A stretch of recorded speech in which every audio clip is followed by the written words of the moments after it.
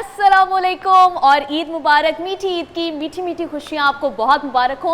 और आपकी इस ईद को थोड़ा ज़्यादा मीठा बनाने के लिए हम लेकर आए हैं आपके लिए खसूसी ईद ट्रांसमिशन ईद पुर नूर। और हमारी ये ट्रांसमिशन नए मेहमानों के साथ जारी होगी। मैं हूँ आपकी मेज़बान सायरा मसूद और मेरा साथ दे रहे हैं इस ट्रांसमिशन में मेरे को होस्ट ज़िशान मलिक। जी बिल्कुल, नए मेहमानों और पुराने मेज़बानों के साथ ये ट्रांसमिशन जारी रहेगी इसी तरह से। और जैसे जैसे लोग आ रहे हैं उनसे तारुफ हो रहा है और ईद की हम खुशियाँ उनके साथ शेयर कर रहे हैं, तो यही खुशियाँ हम चाहते हैं कि आपके साथ भी शेयर की जाएँ।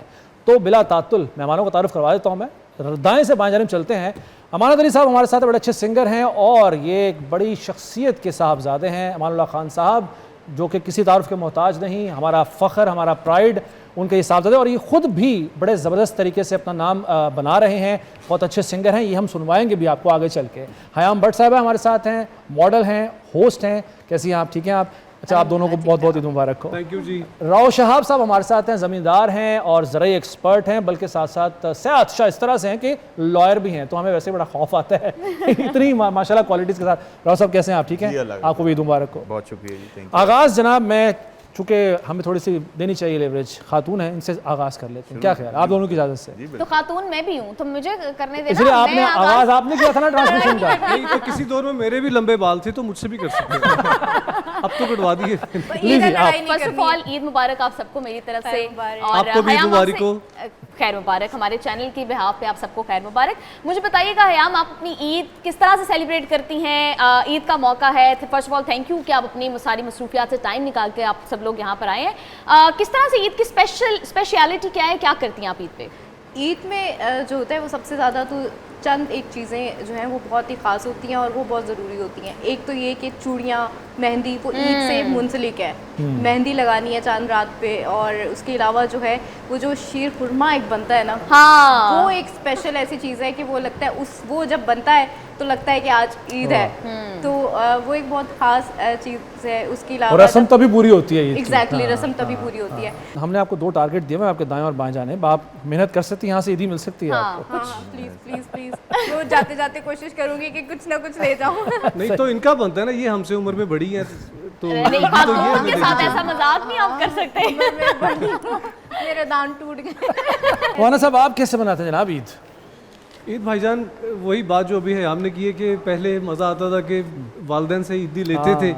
जब मेरे वालिद साहब थे तब ईद का मज़ा कुछ और था। बड़ों से एक बड़ी बरकतें होती हैं, एक बड़ी बहारें होती हैं। बेशक बेशक। अब जब देखते हैं कि जब सबको ईदी देनी पड़ती है, फिर पता चलता है कि बड़ों ने कितनी मुश्किलों से करते हैं सबको मैनेज। तो बहरहाल मेरा ज़्यादा टाइम बच्चों के साथ, फैमिली के साथ, फिर एक दिन दोस्तों के साथ रखते हैं, हम सब इकट्ठे होते हैं। नहीं, डिवाइड किया मैं आपने दिन। जी जी बिल्कुल, 2 दिन फैमिली के साथ, एक दिन दोस्तों के साथ। अमानत साहब, कभी ऐसे हुआ है कि आप ईद की महफिल में बैठे हो, आप सबके साथ फैमिली टाइम कर रहे हैं, दोस्त आए हुए हैं और सारे आपको कहने लग जाएं कि नहीं नहीं हमें गाने सुनाओ ईद को फन बनाने के लिए? नहीं, अच्छा नहीं, मैं इसमें मैं ऐड कर लूँ ज़रा, वो जो आपके दोस्त जिद करते हैं वो गानों की जिद करते हैं या जुगतों की जिद करते हैं, क्या सुनाने की? नहीं, वो कहते हैं जी गाना ना गाना वरना हम चले जाएंगे।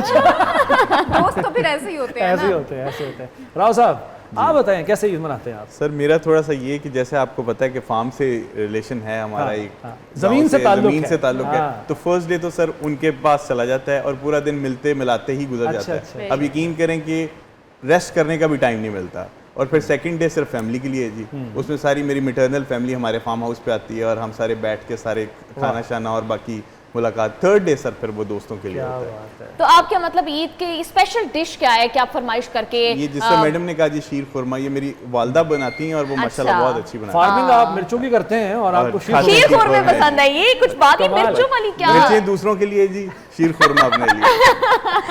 नहीं वैसे ये राव साहब, ये मिर्चों वाला सीन क्या है, थोड़ा सा एक्सप्लेन करें हमें, ये क्या चीज़ है? थोड़ी सी डिफरेंट एक मिर्च है, आप देखें मिर्च खाई जाती है, लेकिन जो मैं मिर्च चाइना के साथ आजकल तो मिर्च होस्ट भी करती है। एक वो भी है मामला, लेकिन जॉइंट वेंचर में काम कर रहा हूँ। ये कॉस्मेटिक्स में यूज होती है जी ये मिर्च, और ये सारी एक्सपोर्ट हो जाती है चाइना। बाय बैक है जी, जॉइंट वेंचर है मेरा, सी पैक के अंडर फेज 2 में आता है। अच्छा, हाँ जी, ये बेसिकली सी पैक की जी ये फेज 2 की आप कह लें कि एग्रीकल्चर को अपलिफ्ट करने का एक इनका प्लान है गवर्नमेंट का, आपको पता ही है जी, उसके अंदर ही आता है जी। चैलेंजेस क्या इसके रास्ते में आए आपके? चैलेंजेस बहुत हैं जी, क्योंकि इसमें लेबर इंटेंसिव काम है जी। तो लेबर आपको पता है आजकल पाकिस्तान में वैसे ही थोड़ी सी शॉर्टेज है। ऐसा ही है। तो चैलेंजेस तो बहुत होते हैं जी, लेकिन चैलेंजेस फिर वो आपको अपॉर्चुनिटीज़ भी उतनी होती हैं।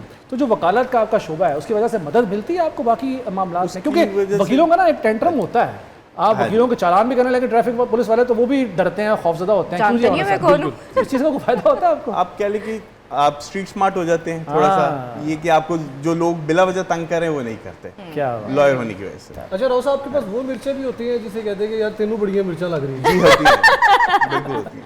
अमानत साहब आप बताएं कि ये म्यूजिक का शौक आपको कैसे पैदा हुआ? अच्छा, खान साहब भी गाया करते थे ना? जी अमानत वालिद साहब, साहब, वैसे हमारा जो असल है गायकी से ही हमारा ताल्लुक है, अच्छा। क्लासिकल घराने से हमारा ताल्लुक है। मेरे परदादा जी जो थे, मेरे वालिद साहब के जो परदादा जी थे वो क्लासिकल गवैये थे, तो वालिद साहब भी गाते थे क्लासिकल, क्योंकि मेरे दादा अबू क्लासिकल के वो भी उस्ताद थे।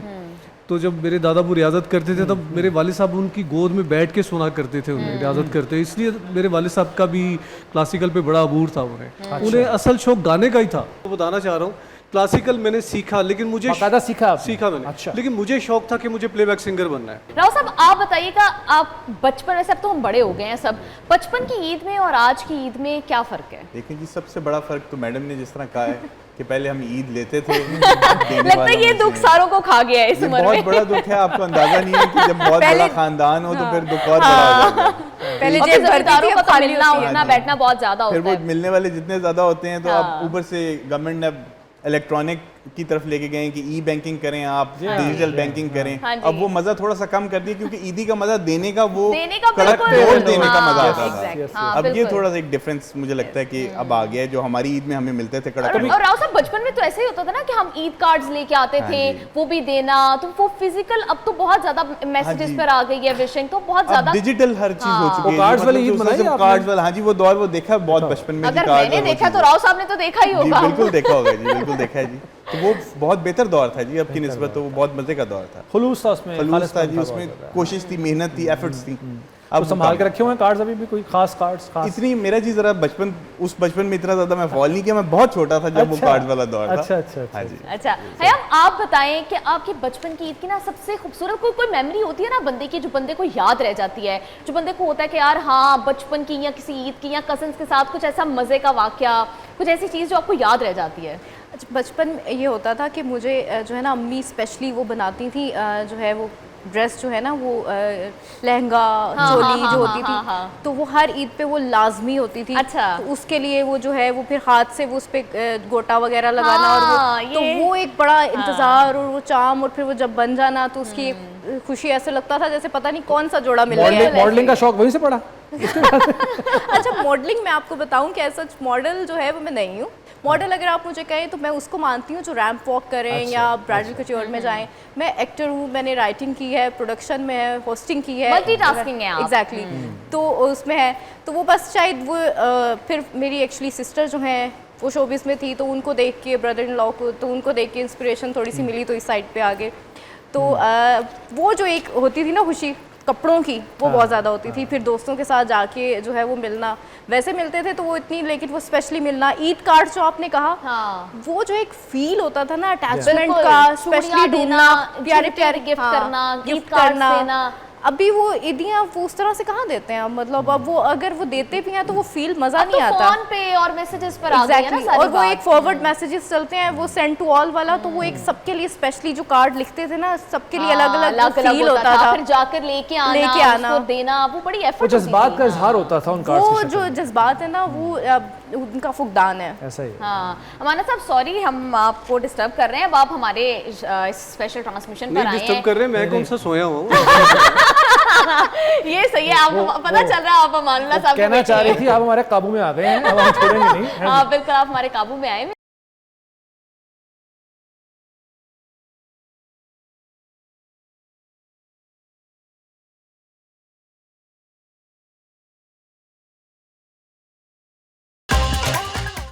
ईदपुर नूर में एक बार फिर खुशामदीद कहते हैं आपको, बड़े प्यारे प्यारे मेहमानों के साथ और बड़ी प्यारी ही मेज़बान के साथ मैं इस वक्त आपके साथ मौजूद मुखातिब हूँ। और गुफ्तगू चल रही है ईद के हवाले से भी, लेकिन ईद के साथ साथ जो ज़ाहिर है रोज़मर्रा के मामला हैं उन पर भी बात करना बड़ा ज़रूरी है। तो राव शहाब साहब से मैं पूछना चाहूँगा, अच्छा तो मैंने जैसे कि शुरू में बता दिया था कि आपको ये हैं ही सही, वकील भी हैं, ज़मींदार भी हैं, ज़राई एक्सपर्ट भी हैं, उसके साथ साथ फलाही काम बहुत करते हैं माशाल्लाह। मेरे पास जो इनकी डिटेल्स आ रही हैं जनाब, मसाजिद आपसे माशाल्लाह बनवाई हैं और दीगर फलाही मनसूबे क्या क्या हैं आपकी, और ये ख्याल इसमें- कैसे आया आपको?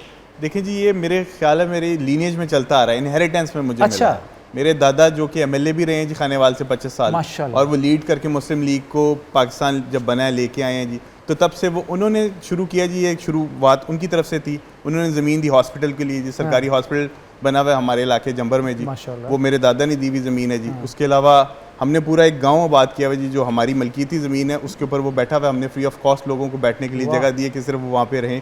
उसके अलावा जी कुछ और इस तरह की छोटी छोटी चीज़ें, जिस तरह के अक्सर मसला होता है जी किसी आप कह लें कि तालाब का, इस तरह की जो चीज़ का मसला होता है स्कूल का, ये छोटे मोटे काम हमने जी तो आप कोशिश तो की। एलिजिबल हैं सियासत में आने के लिए माशाल्लाह, आप खुद क्यों नहीं आए? नहीं जी, हमने सियासत 4 नस्लें करके छोड़ दी है। आए हाय अच्छा। हाय, ऐसा क्यों? अब सियासत नहीं है जी, कारोबार है, सीधी बात है जी। अब सियासत नहीं है, कारोबार है। राव साहब, हमने देखा है कि पाकिस्तान के अंदर ना एग्रीकल्चर में वही दकियानूसी तरीके जो सदियों से चलते आ रहे हैं वही चलते आ रहे थे, और इसकी वजह से ना हमारी लैंड उतनी ज़्यादा यील्ड प्रोड्यूस नहीं कर रही थी। आप मॉडर्न फार्मिंग लेकर आए हैं जो कि मुझे लगता है कि नीड ऑफ द आवर थी इस टाइम पाकिस्तान के लिए। आपको क्या लगता है इसमें सबसे ज़्यादा चैलेंजेस क्या हैं? फार्मर्स क्या आपको लगता है कि उस हिसाब से अप टू डेटेड हैं अवाम? मतलब क्योंकि हम देखते हैं कि उनकी तालीम के ऊपर, उनकी टेक्निकल एडवांसमेंट के ऊपर कोई काम नहीं होता। देखिए जी, इसमें काफ़ी सारे चैलेंजेस है। सबसे पहला चैलेंज तो है माइंडसेट। लोगों का माइंडसेट ही नहीं है कि वो मॉडर्न फार्मिंग की तरफ जा सके। इवन वो डिस्करेज भी करते हैं कि आप ये कर रहे हैं, इसमें कोई फायदा नहीं होगा, क्योंकि उनकी एक माइंडसेट सेट हो चुका है कि जिस ट्रेडिशनल फार्मिंग कर सकते हैं और इसको चेंज नहीं कर सकते। जिस तरह आपको मैं एक मिसाल देता हूँ, अब जिस तरह आप वीट की जो है वो यील्ड दुनिया जो ले रही है वो 100 मन के करीब ले रही है, 100 मन के करीब, और हम 30-35 से ऊपर नहीं जा पा रहे। इसकी वजह सबसे बड़ी यही है कि हम मॉडर्नाइज कर नहीं पा रहे जी चीज़ों को। लोग इंटर क्रॉपिंग कर रहे हैं, एक क्रॉप के अंदर 2-2 क्रॉप्स ले रहे हैं। मैंने भी इंटर क्रॉपिंग की अब, और मेरे कामयाब तजर्बा है जी। मैं आपको अपने तजर्बे से बता सकता हूँ कि, और इसके ऊपर पूरी रिपोर्ट है मेरे ऊपर। ये जिन्वा न्यूज़ है, सबसे बड़ा चाइनीज़ न्यूज़ नेटवर्क, इन्होंने पूरी स्टोरी की है जी, और उसमें सारी चीज़ें बताई हैं कि किस तरह ये प्रॉफिटेबल है। और मैं खुद भी लोगों को ये बताना चाहता हूँ कि इसकी तरफ आएँ, क्योंकि ट्रेडिशनल फार्मिंग में वो फ़ायदा नहीं है, वो चीज़ें नहीं है जो होनी चाहिए, और गवर्नमेंट को भी सपोर्ट करना चाहिए। और बिल्कुल आप सही कह रहे हैं, पाकिस्तान की इकोनॉमी के लिए ना वैसे भी इसको डाइवर्सिफाई करना बड़ा जरूरी है। और फिर जब हम ये कहते हैं कि एग्रीकल्चर बेस्ड इकोनॉमी है एग्रो बेस्ड, पाकिस्तान की, यही मैं बात करना चाहता हूँ। 60% आपका जो लोग हैं वो इससे मुंसलिक हैं, तो आप इनके लिए कुछ करें ताकि सबका फ़ायदा हो सके, हमारी इकोनॉमी बेहतर हो, आम बंदे की आप कह लें कि एक स्टैंडर्ड ऑफ लिविंग बेहतर हो सके, वेलबींग हो सके। अच्छा हयाम, जैसे कि आप सुन रही हैं, इधर तो जिद्दत नहीं आ रही है, ना ज़मींदारे में ना ही एग्रीकल्चर में, किसी तरह की कोई जिद्दत नहीं आ रही। अलबत्ता ये जो सेल्फियाँ बनाना है, जो टिकटॉक बनाना, खवातीन के फैशन में इनमें जरूर बड़ी जिद्दत आ रही है। फैशन में बड़ी जिद्दत आ रही है। ईद की शॉपिंग के हवाले से मैं आपसे पूछूं, हर साल नया ट्रेंड होता है। इस बार कश्मीरी चूड़ियां मैं देख नहीं रही, आपने पहनी नहीं हुई क्या? खरीदी नहीं है? ऐसे कैसे, इस फीवर से आप दूर कैसे रह गई हैं? और सूट के साथ जो है वो मैच है, तो इसके साथ ये मैच थी, तो इस वजह से कश्मीरी चूड़ियों का बहुत है। उसके अलावा फर्शी शलवार जो है वो तो लास्ट ईयर बहुत ट्रेंड की इस है। बार भी बहुत इन है। फर्शी शलवार, फिर ट्यूलिप, और ये जो डिफरेंट तरह की शलवारें हैं, इस दफा तो अनारकली फ्रॉक्स का बड़ा ट्रेंड चल रहा है। हाँ, उसका जो है बहुत ट्रेंड है। तो वो बस अब चलते हैं, डिफरेंट ईद के जो डेज हैं उनमें डिफरेंट पहनेंगे। अभी जो है इस ड्रेस के साथ जो है वो ये जारी मेरा ख्याल है हम तीनों चलते हैं, क्योंकि इनकी शॉपिंग की बातें अलग हैं आपस में। हाँ, अभी तो हमने ये भी बताना शुरू कर देना था कौन से बाजार क्या चीज़ आपके दौर में तो टोपी वाला बुरखा चलता था ईद पे। बस ये आपकी उम्र के पीछे पड़ गए हैं। बस कोई बात तुम ना और बताओ। आपको मैं माना साहब बता दूं एक मिनट, ये जो इनके जख्म है ना हाथ पे, ऐसे ही आया था, किसी ने इनको कहा था, उम्र का ताना दिया था। नहीं, तुम क्यों पंच करते हुए? अभी वो आ गई है ना यार, सर्जरीज आ गई हैं। ईद का शो है यार। सर्जरीज आ गई हैं, अब ये नहीं बताना होता ना यहाँ पे। अच्छा, शॉपिंग में क्या क्या आपको कोई स्पेसिफिक आपकी होती हैं जगह आपने डिसाइड की होती हैं, या सोचा होता है कि ये फलां चीज़ मैंने खरीदनी है, या फिर जाके डिसाइड करते हैं? उसमें बहुत ज़्यादा तवज्जो करनी पड़ती है। अच्छा, होता यूँ है कि घर से कुछ और सोच के जाते हैं, कलर और कपड़े और लेकिन जब मार्केट आप जाते हैं, मेरे साथ तो मोस्टली ऐसा होता है, बहुत रेयर ऐसा होता है कि जो सोच के जाते हैं कलर या ड्रेस वो लेके आते हैं, वरना जब जाते हैं तो कुछ और चीज़ें अच्छी लगती हैं तो और ही कुछ ले लेते हैं। बिल्कुल, है ना, ऐसे होता है ना, बिल्कुल ऐसे ही होता अच्छा, है। मेरे साथ भाई, आप कुछ रिलेट कर पा रहे हैं? मतलब आप घर में बेगम बच्चों की शॉपिंग करवाते हैं, खुद करते हैं क्या ईद पे? मतलब शॉपिंग की क्या सूरत हाल होती है? बच्चे करते हैं, अब तो अपना तो दिल्ली खर्चा लेने के को। बच्चे करते हैं, बाबा ब्लैक शिप हो गए। हमारे भाई आप ले लें पंगा उनकी उम्र के साथ। वाले बुरखे बना दिल रहे नहीं हैं। करता है, मौका नहीं मिलता शॉपिंग करने का? नहीं, मैं बहुत कम खरीदता हूँ मैं अपने लिए। बचपन की ना कोई सबसे खूबसूरत याद बताएं जो ईद, अभी तो अब इस तरह से मुझे बड़े नॉन एक्साइटेड लग रहे हैं ईद के लिए कि बस ये ट्रांसमिशंस कर ली या इस तरह से कहीं आ जा गए। अब लग नहीं रहा आप ईद के लिए जिस तरह से मैं और हयाम एक्साइटेड हैं, आपकी वो एक्साइटमेंट का लेवल शादी से पहले वो बड़े एक्साइटेड होते थे, शादी के बाद ही हाल होता है। ईद देनी पड़ रही है ना अब ईद का शो है, आपने भी तो कंजूसों वाली हरकतें की ना, यहाँ को मिठाई नजर आ रही है ना कोई शीर खुरमा नजर आ रहा है, मिर्चों की बातें, मॉडलिंग की बातें। खा के आए होगे ना, मामले में हम भी आपके साथ ही हैं, टेंशन गाने मुझसे सुने जा रहे हैं, कोई आपकी ईदी की कोई नजर नहीं आ रहा कि कोई बंदा सवैयां लेके घर से बना के ले आता। बेटा आप तो मेरी बहन हो, आपने भी ऐसा नहीं किया। आपने तो चलो आज तक खाई नहीं, आपको तो मिली नहीं। हमारा भाई आप घर से बना के अपनी बहन के अच्छा वैसे लिए हमें लेकर बताया अच्छा, मैं बना के लेके आऊं? हमें बताया गया था लेकर आ रहे हैं आप। अमानत भाई चले आप ईदी दे देना फिर हमें। आए। हाँ ईदी दे हाँ, yes, ना। अमानत आप भाई, तो अगर आप मिठाई ईदी कह रही है, अब देंगे- तो मेरा बिल्कुल मूड नहीं है। यही सुनना था मैंने। चलें जी, चलें, बड़ी मिठाई बड़ी खिलानी है मजे की बातें हो गई हैं और इमानत भाई की मिठाई की फरमाइश जो है वो आ गई है और इमानत भाई को हमने मिठाई खिलानी है, तो हम फौरन से ब्रेक ले लेते हैं। ब्रेक में इमानत अली साहब को जो है वो मिठाई खिलाएंगे और उसके बाद ब्रेक के बाद वापस आते हैं। सनावर अली और- गोगी साहब हमें ज्वाइन करेंगे ब्रेक के बाद। हाँ जी, तो बिल्कुल। एक और मेहमान का इजाफा होगा ब्रेक के बाद। नाज़रीन दोबारा हाजिर होते हैं।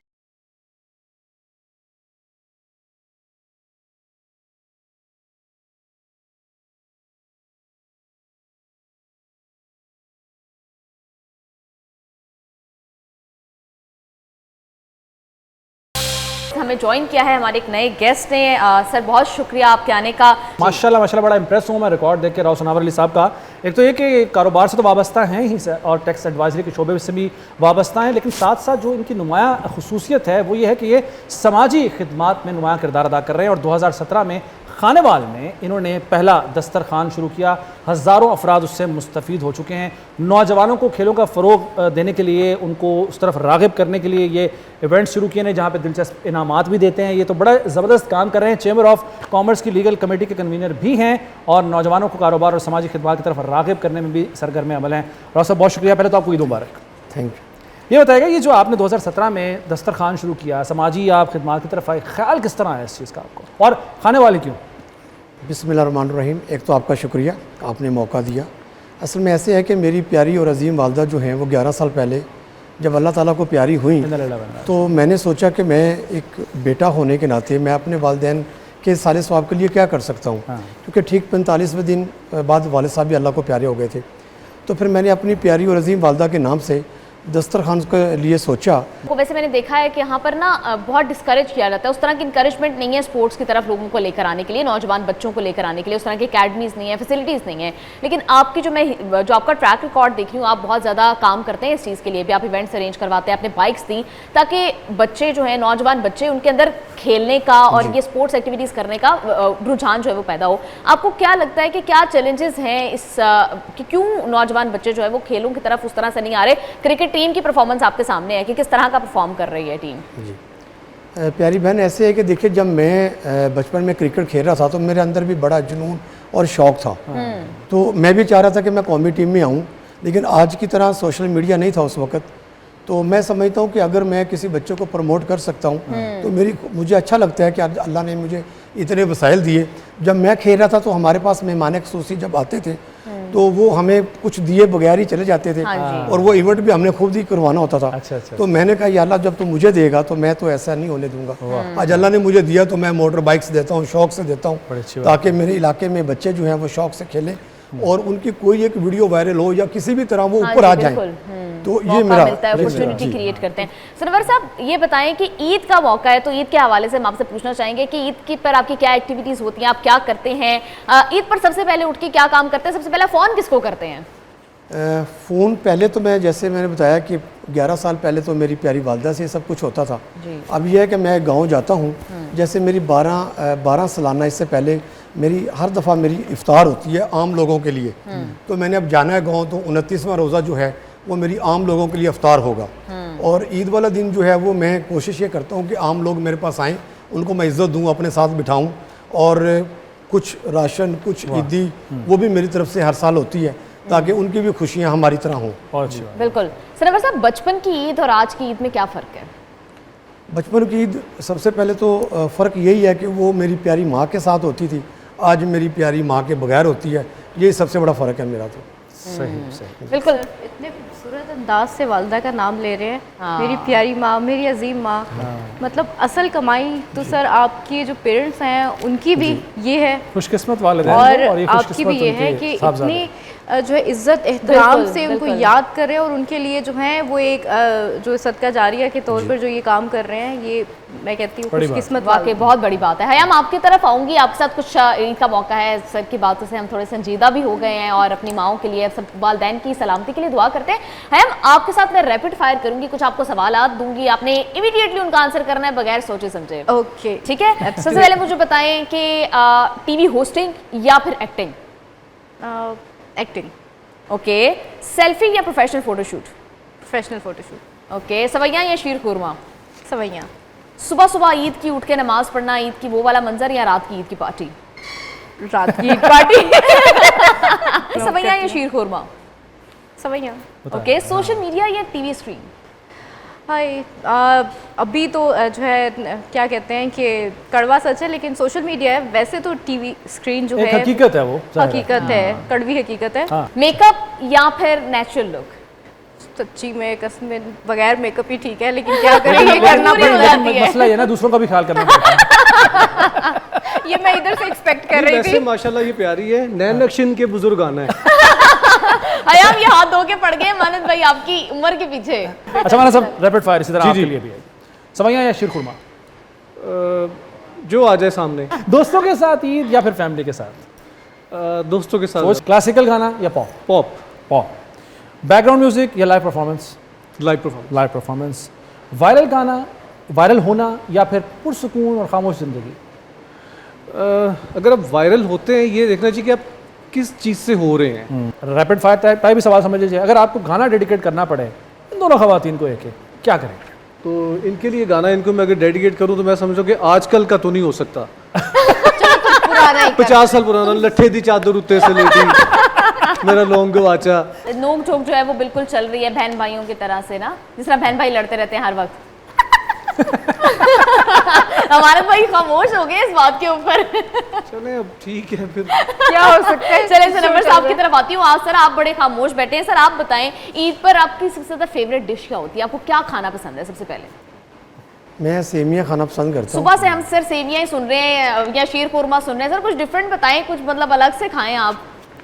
बस वो लगती वही अच्छी है तो फिर वही है। हाँ, वैसे तो रिवायती डिश है ना, रिवायती डिश अधूरी सबके होती है। घरों में यही बनते हैं, ईद होती उससे है। तीनों दिन में मखसूस किया हुआ है, एक दिन उनके लिए, फैमिली के लिए, एक दिन दोस्तों के लिए, कुछ ऐसे इस तरह एक से। मैंने बहनों के लिए मखसूस किया हुआ है, हाँ, तो बाकी तो चल जाता है। हाँ, सर बहनों साहब के आपका आइडियल कौन है? लिए मेरे इमरान खान साहब। अच्छा, ठीक है। सही है। मैंने पॉलिटिक्स किया 4-5 साल। पॉलिटिक्स की है ये आपने किस सतह पर की? मैंने पहले तो मैं शुरू हुआ था कि शौक़ था मुझे, अल्लाह ने मुझे वसाइल दिए, मैंने कहा चलो मैं अपने इलाकाई एक पॉलिटिक्स करता हूँ। सही है। फिर शौक़ हुआ तो फिर मैंने सूबाई लेवल पे भी की, अच्छा, तो मैंने 3-4 साल कोशिश की, मेहनत की। फिर ये जो एक वाक़या हुआ उसके बाद फिर मैं भी पॉलिटिक्स से ज़रा दूर हो गया। फलाही काम, घर के मामलात संभालना, अपने गांव के मामलात संभालना मुश्किल है या सियासत करना मुश्किल है? कारोबार पाकिस्तान करना मुश्किल है, सियासत करना मुश्किल है? मेरे ख्याल में सियासत करना काफ़ी मुश्किल है। हाँ, जी, सही है। चलें, ये तो आपने बड़ी ईमानदारी वाली बात कही है।